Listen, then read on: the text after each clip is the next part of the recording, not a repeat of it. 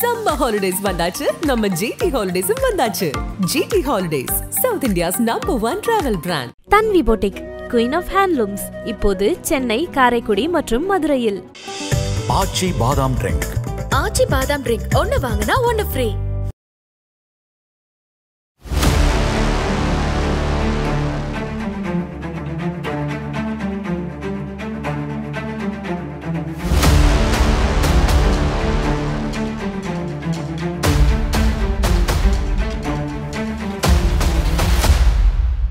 சில கேஸில் இப்போ உதாரணத்துக்கு அரவிந்த் கெஜ்ரிவால் கேஸில் வந்து நீங்கள் வெளியே போனால் உங்களுக்கு பெயில் தரோம், ஆனால் நீங்கள் வந்து சீஃப் மினிஸ்டராக பதவி ஏற்கக்கூடாதுன்னு சொல்கிறாங்க. இப்போ செந்தில் பாலாஜிக்கு அந்த மாதிரி பெயில் எந்த கண்டிஷனும் கொடுக்கல, ஆனால் அவர் வந்த பிறகு நீங்கள் கண்டினியூ பண்ண விரும்புறீங்களா அப்படின்ற மாதிரி ஒரு கேள்வி கேட்குறாங்க. ஒரே சட்டம், நீதியின் பார்வையில் எல்லோரும் சமம்.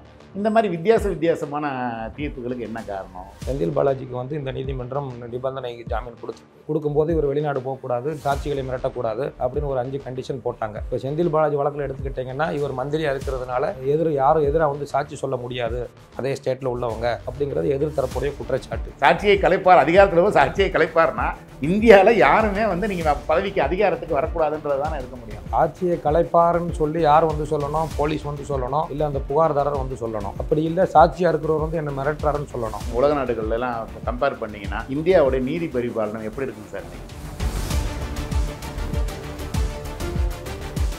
ஐபிசி தமிழ் நேயர்களுக்கு வணக்கம். தேசத்தின் தலைநகர்லேருந்து பேசுகிறோம். இன்றைக்கி நம்ம சந்திக்க வந்திருக்கிறது உச்சநீதிமன்ற வழக்கறிஞர், நமது தமிழ் மண்ணை சேர்ந்தவர், சிறுவில்லிபுத்தூரை சொந்த ஊராக கொண்டவர் திரு ராம்சங்கர் ராஜா அவர்களை சந்தித்து உரையாடலாம். வாருங்கள். வணக்கம். சுப்ரீம் கோர்ட்டை பொறுத்தவரை ஒரு 17 கோர்ட் ஹால் இருக்குது.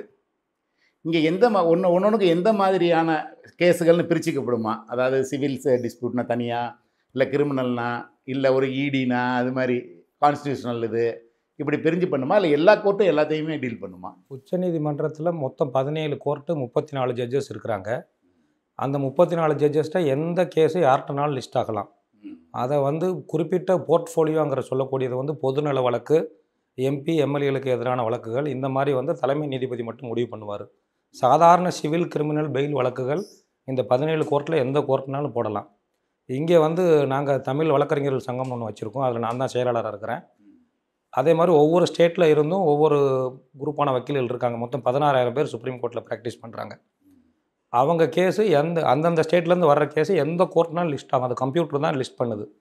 அதை யாருமே வந்து இங்கே தான் வரும் அங்கே தான் வரும்னு சொல்ல முடியாது. ஹைகோர்ட் மாதிரி இங்கே செப்பரேட் போர்ட்ஃபோலியோங்கிறது இங்கே கிடையாது. ஓகே, இப்போ வந்து நம்ம டெல்லி போலீஸை பற்றி ஒரு விஷயம் தெரிஞ்சுக்கலான்னு பார்க்குறோம். பரவாயில்ல, தமிழ்நாடு பூராமே எல்லாத்துலேயும் ஸ்டேட்டு தான் போலீஸ், ஹோம் மினிஸ்டர் இருப்பாங்க, அவங்க தான் போலீஸை கையாளுவாங்க, அவங்க தான் கேஸ் ஃபைல் பண்ணுவாங்கன்றிருக்கு. ஆனால் இங்கே டெல்லியில் மட்டும் அது டிஃப்ரெண்ட்டாக இருக்குது. அது என்ன ரீசன், அதை எக்ஸ்பிளைன் பண்ணுங்களேன் கொஞ்சம். டெல்லி வந்து யூனியன் டெரிட்டரி, மத்திய அரசாங்கத்தினுடைய கண்ட்ரோலில் இருக்குது. மக்களால் தேர்ந்தெடுக்கப்பட்ட முதலமைச்சர் இருந்தாலும் அவர்களுக்கு சட்டம் ஒழுங்குங்கிற அதிகாரம் தரப்படவில்லை. இது யூனியன் டெரிட்டரிங்கிறதுனால சென்ட்ரல் கவர்மெண்ட் தான், ஹோம் மினிஸ்ட்ரி கீழே தான் வந்து டெல்லி போலீஸ் வருது. டெல்லி போலீஸ் வந்து ரிப்போர்ட் பண்ணுறது சென்ட்ரல் கவர்மெண்ட்டுக்கு தான் ரிப்போர்ட் பண்ணுவாங்க. இவங்களுக்கு பாதுகாப்பு கொடுத்தாலும் கூட, முதலமைச்சர்களுக்கும் மற்ற மாநில அமைச்சர்களுக்கு பாதுகாப்பு கொடுத்தாலும் கூட, சட்டம் ஒழுங்கை கட்டுப்படுத்தக்கூடிய அதிகாரம் வந்து சென்ட்ரல் கவர்மெண்ட்டு தான் இருக்குது, ஹோம் டிபார்ட்மெண்ட்டுக்கு. ஜட்ஜு மேலே ஒரு குற்றச்சாட்டு வருது, அது உயர்நீதிமன்ற ஜட்ஜோ அல்லது சுப்ரீம் கோர்ட் ஜட்ஜோ ஒரு குற்றச்சாட்டு வருது, ஒரு ஊழல் குற்றச்சாட்டு, இந்த மாதிரி பணம் வாங்கிட்டான்னு வச்சுக்கோங்க, அவர் நீக்கிறதுக்கான அதிகாரமே இல்லை அப்படின்னு சட்டம் சொல்லுது. அது என்னென்ன வழிகளில் சார் இருக்குது, அது எப்படி நடவடிக்கை எடுக்கிறது? அதாவது சட்டத்தின் முன் அனைவரும் சமம், யாராவது தப்பு செஞ்சால் எல்லாருக்குமே அது சமம் தான். அப்படி ஜட்ஜிகளுக்கு மட்டும் ஒரு சுப்பீரியர் பவர் தரப்படுதா? உச்ச நீதிமன்றம், உயர் நீதிமன்றம், ஹைகோர்ட் அண்ட் சுப்ரீம் கோர்ட்னு சொல்லக்கூடியது அரசியலமைப்பு சார்ந்த நீதிபதிகள். இவங்களை நியமிக்கிறது ஜனாதிபதி. ஜனாதிபதி தான் இவங்களை நியமிக்கிறாங்க. இவங்களுக்கு இம்யூனிட்டி என்ற ஒரு புரோட்டோக்கால் இருக்குது. இவங்களை ரிமூவ் பண்ணுறதுக்கு யாராலையும் ரிமூவ் பண்ண அவ்வளோ ஈஸியாக ரிமூவ் பண்ண முடியாது. அவருக்கு எதிராக ஒரு குற்றச்சாட்டை நிரூபிக்கணும்னா கூட 100 எம்பி மினிமம் கையெழுத்து போட்டு பார்லிமெண்ட்டில் இம்பீச்மெண்ட் ப்ரொசீடிங்ஸ் வந்தால் தான் செய்ய முடியும். ஆனால் கீழமை நீதிமன்றம் சொல்லக்கூடிய மாவட்ட நீதிபதி, மேஜிஸ்ட்ரேட்டு, சப் ஜட்ஜு, இவங்களுக்கு அகேன்ஸ்டாக ஏதாவது வந்தால் அங்கே உள்ள சீஃப் ஜஸ்டிஸ் நடவடிக்கை எடுத்து சஸ்பெண்ட் பண்ணலாம். இதை கண்ட்ரோல் பண்ண அதிகாரம் வந்து ஒரு ஜட்ஜை நீக்கணும் அப்படின்னு கண்ட்ரோல் பண்ணணும்னா கொலீஜியம்ங்கிற ஒரு சிஸ்டம் வந்து பரிந்துரை பண்ணணும்.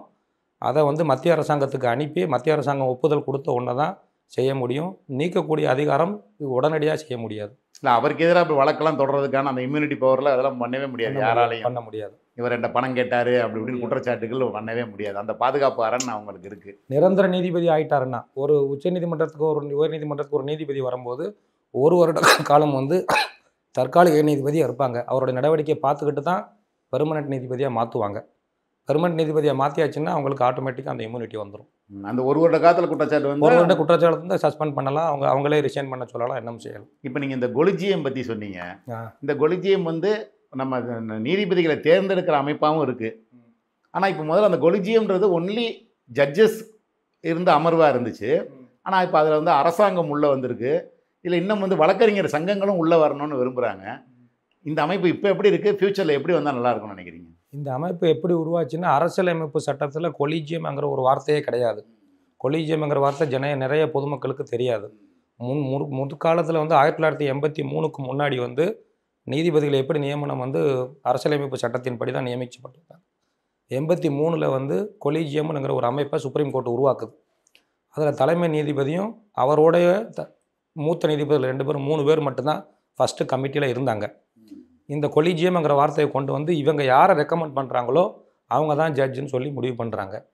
கொஞ்ச நாள் கழித்து அது தப்புன்னு சொல்லி ஒரு ரெஃபரண்ட் இது பாஸ் பண்ணுறாங்க, ஆர்டினன்ஸ் பாஸ் பண்ணுறாங்க. அப்புறம் அடுத்தடுத்து எஸ்பி குப்தான்னு ஒரு வழக்கு வருது. அப்புறம் அந்த 3 நீதிபதிகள் கொலீஜியத்துலேருந்து 5 நீதிபதியாக மாற்றுறாங்க.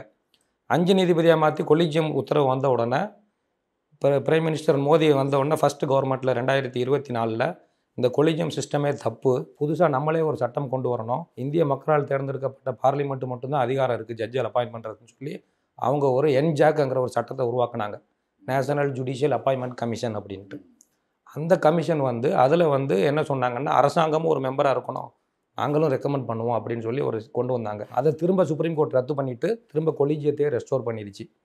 இப்போ எப்படி முடிவு பண்ணுறாங்கன்னா, இவங்க இப்போ சப்போஸ் தமிழ்நாட்டிலேருந்து ஒரு நீதிபதியை உச்சநீதிமன்றத்துக்கு எடுத்துகிட்டு வரணும், இல்லை தமிழ்நாட்டில் உள்ள நீதிபதியை வேறு ஹைகோர்ட்டுக்கு மாற்றினோம்னா இவங்க ரிப்போர்ட்டெல்லாம் வாங்கி கவர்மெண்ட்டுக்கு ரெக்கமெண்ட் பண்ணுவாங்க. கவர்மெண்ட் அக்செப்ட் பண்ணாமல் திரும்ப அனுப்பி வைக்கலாம். 2வது தடவை கொலீஜியம் அனுப்பி வச்சா கவர்மெண்ட்டை ஏற்றுக்கிட்டு தான் ஆகணும். இப்படி தான் இப்போ உள்ள கொலீஜியம் சொல்லுது. ஆக மொத்தத்தில் கொலீஜியம் அதிகாரம் நீதிபதிகள் கையில் தான் இருக்குது. அந்த குறிப்பிட்ட 5 நீதிபதிகள் என்ன முடிவெடுக்கிறாங்களோ அவங்க தான் வந்து நீதிபதியாக வர முடியும்.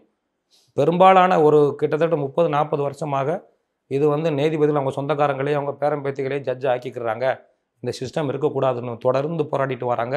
எத்தனையோ நீதிபதிகளும் ரிட்டையர்டான நீதிபதிகளும் இந்த கொலீஜியம் சிஸ்டத்துக்கு அகென்ஸ்டாக இருக்கிறாங்க. இல்லை இப்போ வழக்கறிஞர் சங்கங்களும் அதில் தங்களுடைய தங்களே எங்கள் கோரிக்கை ஏற்றுக்கணும்னு இவங்க மனு கொடுத்துருக்காங்க. ஆனால் கொலீஜியம் சிஸ்டத்தில் அப்படி அப்படி இல்லை. இவங்க வந்து ஜாதி வாரியாக எங்களோட ஜாதிக்கு வரணும், இவன் இப்படி வரணும்னு சொல்லி இவங்க ரிசர்வேஷன் வேணும், பார் கவுன்சில் பார் அசோசியேஷனில் நாங்கள் பார்ட்டிசிபேட் பண்ணணும், எங்கள்கிட்ட இன்புட்ஸ்லாம் கேட்கணும்னு இவங்க சொல்கிறாங்க. அது என்ன சட்டப்படி ஏற்கப்படவில்லை. சுப்ரீம் கோர்ட்டுக்கு இப்போ வந்து நம்ம மதுரை, அதாவது கன்னியாகுமரியில் இருக்கவங்க சென்னைக்கே வர முடியாது ஒரு ஹைகோர்ட் அப்பீலுக்கு அப்படின்றதுக்காக அந்த தென் மாவட்ட நலன் கருதி ஒரு மதுரையில் வந்து ஒரு பிரான்ச் வந்துருச்சு, மதுரை கிளை வந்துருச்சு. ஆமாம் வந்துருச்சு. அப்படி இருக்கும்போது இவ்வளோ பெரிய கன்னியாகுமரிலேருந்து டெல்லி வரைக்கும் வரணும் ஒருத்தர் அப்பீலுக்காகனா அது ரொம்ப பெரிய கடல் அது உங்களுக்கு. அப்படி இருக்கும்போது ஒரு சென்னையிலையோ அல்லது தென் மாநிலங்களில் எங்கேயாவது ஒரு இடத்துலையோ ஒரு உச்சநீதிமன்ற கிளை வரணும் அப்படின்ற கோரிக்கை பல வருஷங்களாக இருந்துக்கிட்டு தான் இருக்குது. அதுக்கான சாத்தியக்கூறு ஏதாவது உங்களுக்கு கண்ணு கட்டின வரைக்கும் தெரியுதா?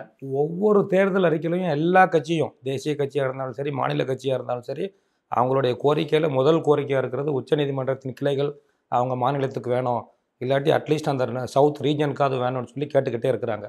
காங்கிரஸோடைய அவங்களுடைய எலெக்ஷன் மேனிஃபெஸ்டோவில் இருக்குது, பிஜேபியில் இருக்குது. இது சம்பந்தமான வழக்கு உச்சநீதிமன்றத்தில் வசந்தகுமார்ங்கிற ஒரு தமிழ்நாட்டுக்காரர் தான் வழக்கு தொடர்ந்தார். அதோட பேர் நேஷனல் கோர்ட் ஆஃப் அப்பீல். அப்படின்னா வந்து சாதாரண சிவில் கிரிமினல் வழக்குகளை சுப்ரீம் கோர்ட் விசாரிக்க வேண்டாம், அதோட கிளைகளை வந்து 4 ரீஜனில் வச்சுருங்க, பெங்களூர், கல்கத்தா, பாம்பே, குஜராத் அந்த மாதிரி வச்சுட்டிங்கன்னா சாதாரண வழக்குகள் பெயில் சிவில் கேஸுக்கெல்லாம் சுப்ரீம் கோர்ட் வரைக்கும் போகாமல் இங்கே நடத்திக்கலாம். வெளிநாட்டில் இந்த மாதிரி சிஸ்டம் தான் இருக்குது. ஆனால் முழு முதலாக எல்லா வேணுமுன்னா அதை இந்திய அரசாங்கம் தான் பண்ணணும். அதற்கு வந்து சில பேர் இங்கே டெல்லியை விட்டு போகக்கூடாதுன்னு அங்கேயே எதிர்ப்புகள் இருக்குது. அந்த சம்பந்தமான வழக்கு கான்ஸ்டியூஷன் பெஞ்ச் எங்கக்கூடிய அரசியலமைப்பு சாசனத்திற்கு ரெஃபர் பண்ணப்பட்டு பெண்டிங் இருக்குது சுப்ரீம் கோர்ட்டில். அது இப்போதைக்கு கண்ட வரைக்கும் வாய்ப்பு தெரியல. இப்போதைக்கு விசாரணைக்கு எடுத்து வச்சிருக்கிறாங்க. அதை யார் இம்ப்ளிமெண்ட் பண்ண போகிறாங்கிறது தான் பெரிய விஷயம். அது வந்தால் காலப்போக்கில் எல்லாத்துக்கும் கன்னியாகுமரி இருந்தாலும் சரி ஏலப்பாலம் எல்லாத்துக்கும் உச்சநீதிமன்றம் பக்கத்துலேயே அமைஞ்சுக்கணும். பட் காலத்தின் போக்கில் வரும்னு நம்புவோம். ஏன்னா மதுரையில் வந்து ஹைகோர்ட் பிரான்ச் வரும்னு நினைக்கல யாரும். அதே மாதிரி ஆனால் ஒரு காலத்துக்கிட்டத்தில் வந்துச்சு. அது மாதிரி எல்லா உயர் நீதிமன்றத்திற்கும் கிளைகள் இருக்குது, எல்லா ஸ்டேட்லையும் இருக்குது. பாம்பேல 2 இருக்குது, குஜராத்தில் இருக்குது, எல்லா இடத்துலையும் இருக்குது. தமிழ்நாட்டில் இன்னும் இன்னொரு கிளை கேட்டுட்டு தான் இருக்கிறாங்க. பட் இருந்தாலும் மதுரையை கவர் பண்ணி ஒரு கிளை இருக்குது. அடுத்தது சார், நீங்கள் சில இடி கேஸ்லாம் நீங்கள் இன்வால்வ் ஆகிருக்கீங்க. பொதுவாக இடியை பற்றி ஒரு குற்றச்சாட்டு செய்யுது. அதாவது அவங்க வந்து ஒரு அரசியல் கைப்பாவையாக செயல்படுறாங்க, அவங்க வந்து சும்மா போலியாக தான் வழக்குகளை இது பண்ணுறாங்க அப்படின்லாம் சொல்கிறாங்க. ஒரு புள்ளி விவரங்களை பார்த்தா எப்படி சார் தெரியுது ஒரு இடியோடைய கேஸ், இடியோடைய சக்ஸஸ் ரேட் என்ன? அவங்க ஃபைல் பண்ணுற கேஸில் சக்ஸஸோட ரேட் என்ன சார்? இடி சக்ஸஸ் ரேட்னு பார்த்தீங்கன்னா இப்போ டைம்ஸ் ஆஃப் இந்தியா ரிப்போர்ட் படி பார்த்தீங்கன்னா 193 வழக்கில் 2 வழக்குகள் மட்டும்தான் தண்டிச்சிருக்கிறாங்க. 5000 வழக்குகள் மேலே 10 வருஷமாக பதிஞ்சிருக்கிறாங்க. ஆனால் அதிகபட்சமாக 40 வழக்குகள் கூட இன்னும் விசாரணை முழுசாக கம்ப்ளீட் பண்ணலை. இந்த இடி வழக்குக்கு ஆதாரம் என்னென்னா, ஒரு முதல் தகவல் அறிக்கையோ இல்லை ஏதாவது ஒரு பணப்பரிவர்த்தனை சம்மந்தப்பட்ட ஒரு ஆதாரம் இருந்தால் மட்டும்தான் இடியால் உள்ளே வர முடியும். அதுக்கு ப்ரிடிகேட் அஃபென்ஸ் அங்கக்கூடிய ஒரு குற்றம் வேணும். ஒரு எஃப்ஐஆரில் எனக்கு இவர் 50 லட்சம் கொடுத்தாரு, 1 கோடி கொடுத்தாரு அப்படிங்கிற மாதிரி ஒரு பண வரவு செலவில் ஒரு குறிப்பிட்ட தொகை வந்துருச்சுன்னா அதை பேஸ் பண்ணி அவங்க இன்வெஸ்டிகேஷன் ஸ்டார்ட் பண்ணுவாங்க. அது உண்மையாக பொய்யாங்கிறது ரெண்டாவது. அவங்க உள்ளே வர்றதுக்கு அவங்களுக்கு முழு அதிகாரம் இருக்குது இடிக்கு. அந்த ஒரு விஷயத்தை வச்சுட்டு தான் இன்றைக்கி வரைக்கும் இடி இன்வெஸ்டிகேட் பண்ணிகிட்டு இருக்கிறாங்க. ஆனால் சக்ஸஸ் ரேட்டுன்னு பார்த்தீங்கன்னா இன்றைக்கி வரைக்கும் வெறும் 2% தான். 200க்கு அப்படின்னா 100க்கு 1% தான். அது வந்து நீங்கள் முடிஞ்ச கேஸ் சொல்கிறேன்.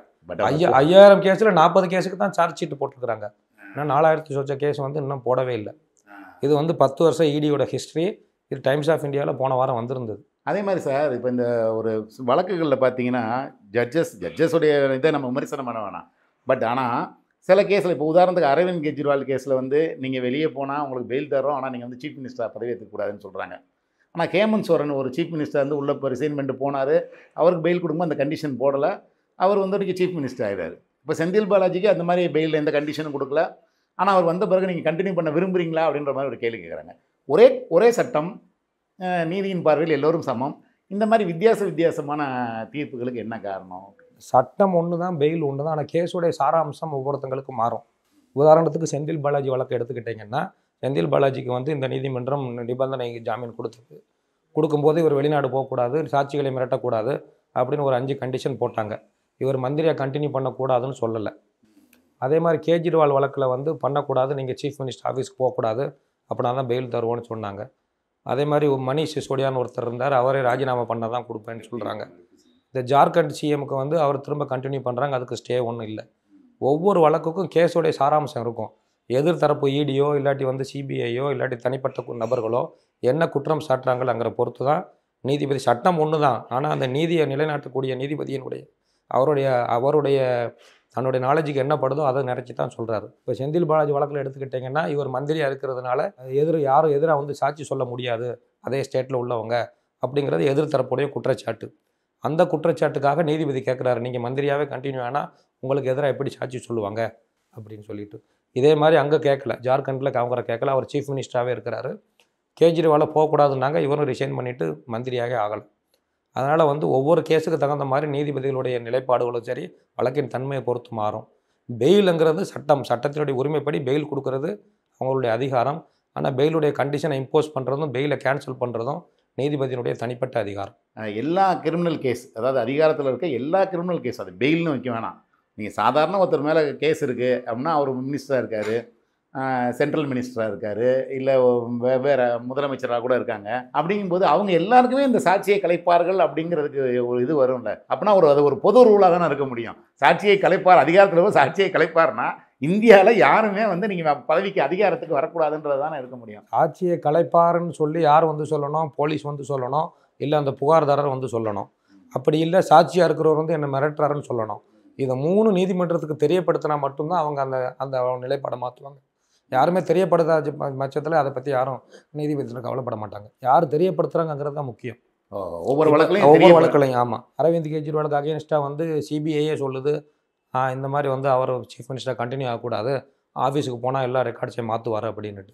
செந்தில் பாலாஜி வழக்கில் ஒரு சாட்சியை வந்து சொல்கிறாரு, இடி வந்து சொல்லுது இவர் சாட்சி சொல்ல பயப்படுறாரு அப்படின்னுட்டு. ஆனால் அதே மாதிரி ஜார்க்கண்ட்லேயோ இல்லை மத்திய மாநில அரசுகளுக்குள்ளேயோ யாரும் சொல்லலை. யாராவது சொல்ல முன்வந்தால் நீதிபதி கேட்டுட்டு அந்த ஜாமீனை கேன்சல் பண்ணலாம். யார் எதிர்த்து வராங்களோ அதை பொறுத்து தான். எல்லாருக்கும் சட்டம் ஒன்றா இருந்தாலும் யார் பாதிக்கப்படுவாங்கிற நீதிபதிட்டு வந்து சொல்லணும். நீதிமன்றத்தில் சொன்னால் நீதி நிலைப்பாடு வந்து அந்நேரத்தில் மாறத்தான் செய்யும். பொதுவாக நீதி பரிபாலனம் இந்தியாவை பொறுத்தவரை நீங்கள் உலக நாடுகள்லாம் இப்போ கம்பேர் பண்ணிங்கன்னா இந்தியாவுடைய நீதி பரிபாலனம் எப்படி இருக்குன்னு சார் நினைக்கிறீங்க? இந்தியாவுடைய நீதி பரிபாலனம் வந்து எப்படி சொல்கிறதுனா ரொம்ப மிக நீண்ட காலம் வந்து வழக்கு இங்கே நடைபெறுது. உதாரணமாக ஒரு குவைத்துங்கிற ஒரு சின்ன நாடு எடுத்துக்கிடுவோம். இல்லை ஏதாவது ஒரு நாட்டில் ஒரு செக்கு ஒருத்தர் கொடுத்துறாரு, அந்த செக்கு பவுன்ஸ் ஆயிடுச்சு, பணம் இல்லாமல் திரும்ப வந்துருச்சுன்னா அவனுடைய bank account, civil ID, driving licence எல்லாமே பிளாக் பண்ணிடுறாங்க. அந்த செக்கை அவன் எப்போ கிளியர் பண்ணுறானோ அப்போ தான் அவனுடைய சம்பளமே, அவனுடைய ஒரு சரி மனிதனாகவே அவனால் அந்த நாட்டில் நடக்க முடியும். ஆனால் இந்தியாவில் ஒரு 13 லட்சம் செக் கேஸ் இருக்குது, நடந்துக்கிட்டே இருக்குது. ஒரு கோர்ட்லேருந்து மேல் கோர்ட்டு 30 வருஷம் 20 வருஷம் நடக்குது.